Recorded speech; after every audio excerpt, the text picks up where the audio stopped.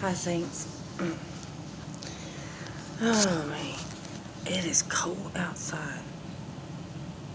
It was like spring, and then last night we noticed that, it started getting like really cool quick. And then this morning, it's like, oh my goodness, it's like wintertime all again. Um, I don't know if y'all have noticed this, but there's a lot of deception going on, and with the fake news going on, it's backfiring on the rear ends and other government nonsense. A lot of hospitals that they're putting on the news that they're overcrowded.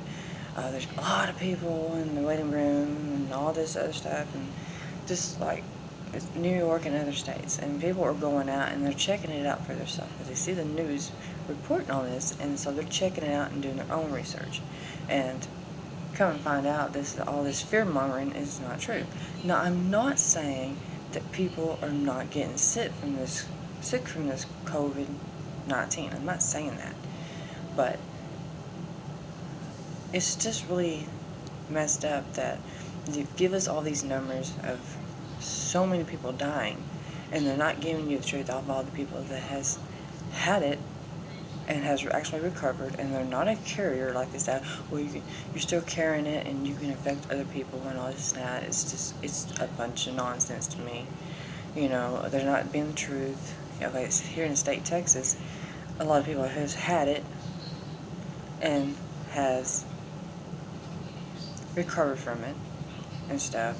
And, they tell you need to go get tested and stuff. Well, this one doctor, she started having the symptoms that they say the COVID-19, which is the symptoms that you get from COVID-19 is pretty much the same symptoms you get from the flu. But she was having the symptoms, and she tried to get a test done. They wouldn't give her a test. She went to the place, wouldn't give her a test. And so she's trying to get some help, and nobody wants to help her. They want to get a test. This nonsense about all these long lines of cars getting tested and everything. People have went and researched nothing. It